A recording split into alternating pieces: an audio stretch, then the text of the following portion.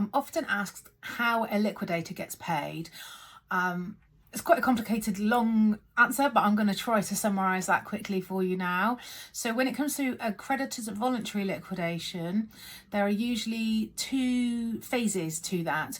You've got pre-liquidation, where we help directors put the company into liquidation, raise all the paperwork and reports that they need to do in order to do that.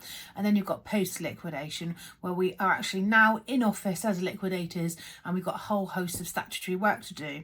So our pre-appointment cost is usually fixed, and that will be approved by the company's directors and usually paid for from the company's assets. It is an allowable expense.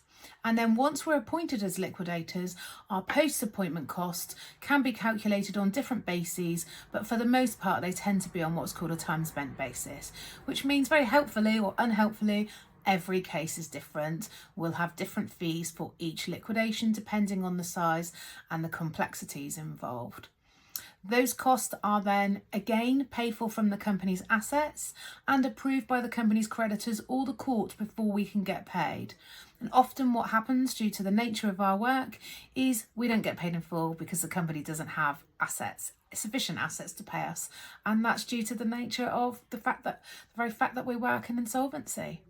So if you've got any questions, you want any more information on that, drop me a line.